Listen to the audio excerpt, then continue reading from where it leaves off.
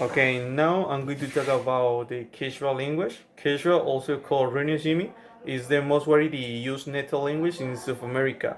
The Renesimi or Quechua is born in the central coast of the Lima region and is spreading from there toward Cusco and the entire Sacred Valley of the Incas, expanding toward the Suras territory next to the empire of the Incas, and the victors imposed their language as a unifying force, thus merging the state language.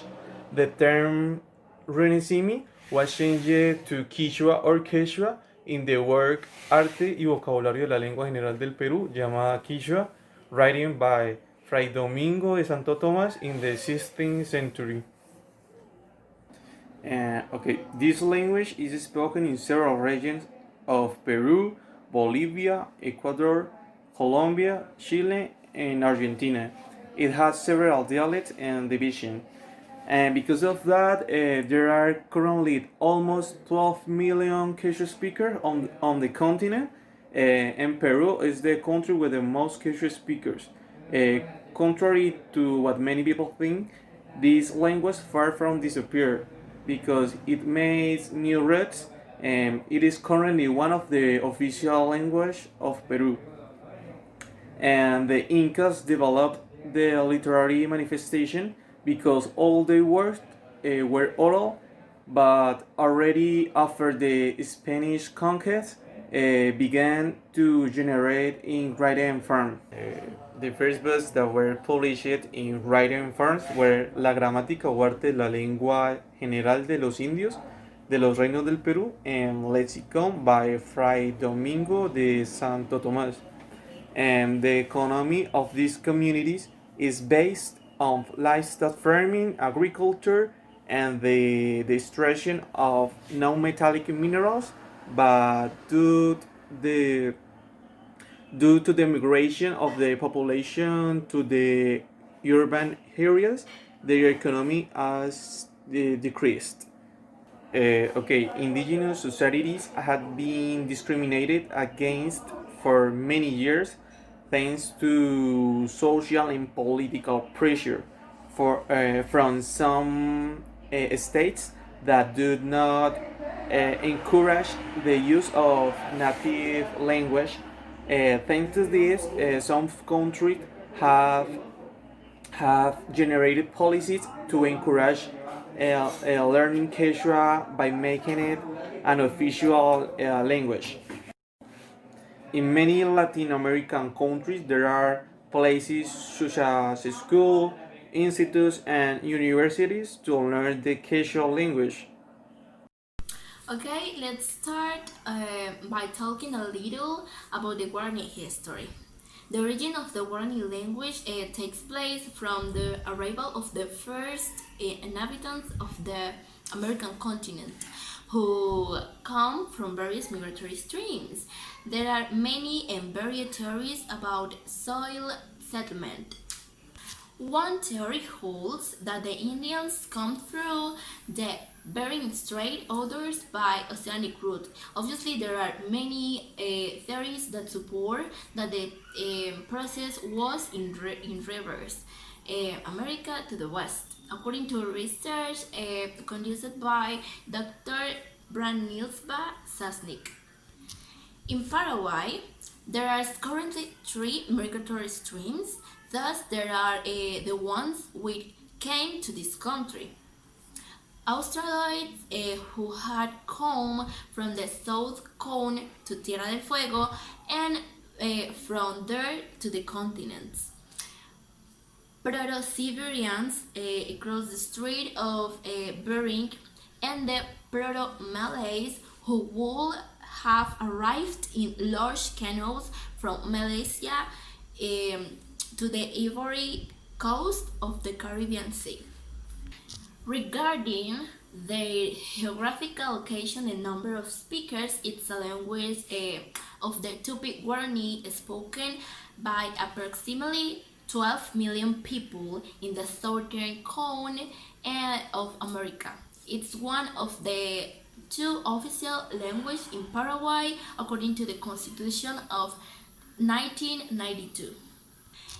It's spoken in Paraguay in areas of northeast Argentina, Corrientes, Misiones, Formosa, eastern parts of the Chaco province, and in insulate points of the Entre Rios in the province of Corrientes. It's an official language along with Spanish. Since the promulgation of Supreme Decree number 25894 on September 11, 2000, Guarani is one of the official indigenous language of Bolivia, which was included in the political constitution promulgated in February 7, 2009. The Guaranis correspond to the last mentioned current, and geographically they occupied by the north and the east, the central and the insular America, the coast of the Atlantic Ocean to the northern fringe of the currently Uruguay territory, by the south extending this limit until the Panama River. To the west, the river already mentioned, then Paraguay, the Mato Grosso up to the Andean foothills. The Guarani people and culture persists. Nearly all the first tribes on the borders of Paraguay are Guarani. Many are descendants of mission exiles. In Paraguay, Guarani lineage predominates in the population, and the Guarani language is spoken in most departments to this day. The Eastern Bolivian Guarani live in southeastern Bolivia near the Paraguayan and Argentine borders. The Guarani language has been much cultivated, its literature covering a wide range of subjects. Many works were written by priests, either wholly or partly in the native language, and were published by the mission press in Loreto. Among the most important treatises on the language are the Tesoro de la Lengua Guaraní, Madrid 1639, by Father Montoya, published in Paris and Leipzig in 1876, and the Catecismo de la Lengua Guaraní by Father Diego Díaz de la Guerra, Madrid 1630. The language was also used in other tribes such as the Chaco in Paraguay, and the Guarani were later described amongst many other historical documents in existence today in 1903 by Croatian explorers Mirko and Stefan Selham. I don't know how to pronounce that, but several English words can be traced to Guarani roots such as tapioca and token and howard. Okay, now about language, learning. And in Paraguay, this language is studied in high school, and the students can learn in classes. Also, you can learn that in universities, institutions. In fact, some of them have learned this language by themselves. Like another language, for example, English, you can learn by yourself if you want it. And the levels go from A1 until C1 according to the Common European Framework or Reference for Languages. Some of them have acquired the Guarani because of their parents, and that's why it comes in a natural way. Okay, about economic, they use agricultural techniques that consist of farming in medium and small plots in order to personal consumption. The lands are cleaned if it's necessary by using the plane, and they are prepared to plant seeds. Political impact. The positive impact of political democratization since 1989 about the revitalization of Guarani language by a revision of 4 areas in relations that are connected to the governability planar. They are 4, and education system, media, political system, and popular culture. In most of the low economic countries, they're important speak a different language than their people because they are poor. So in this part, it's interesting and a little bit complicated, I mean, for them, because so rich and poor people speak a different language. So they can't communicate effectively. That's why these kind of people don't participate because of bad communication and they need to be heard.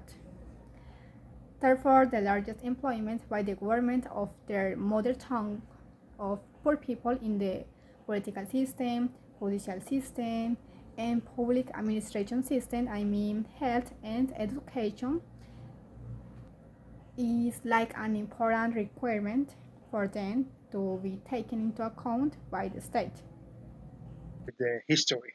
The history, the Nahuatl linguistics was because Nahuatl linguistics was a lingua franca, and this linguistics is a part of the all is part of Aztecan, Uto-Aztecan, and the all different people that came together on the Azteca civilization. Nahuatl was part the Uto-Aztecan civilization, the language family. A family of languages spoken in the western United States and Mexico. Now, the geographic of localization was the people spoken these languages was in Durango, Tabasco, Jalisco, state of Mexico, and part of the United States, but a few parts of the United States. It was the geography or localization. This linguistics also Osaka until 1930. Yeah. Also cities like Puebla, Veracruz, and Guerrero was the people spoken these languages. Very important for the indigenous people. Also, the cultural now going about cultural impact. Cultural impact was important because the conquest of Mexico of the Spanish people was important. That like in 16th century was important because this conquest exchanged these languages Nahuatl, and a lot of people in the Aztecan or Nahuatl people changed your languages for the Spanish, and this is the cultural impact in these languages. Now, economic impact. Economic impact it's similar with political impact because the part politic and economy was developing the peaceful coexistence and particularly for reconciliation in our societies, people Spanish and Nahuatl people. But yet many is a few danger because the language is the finally on the other point is educational center. One educational center very important for this language is here in what is there in San Diego,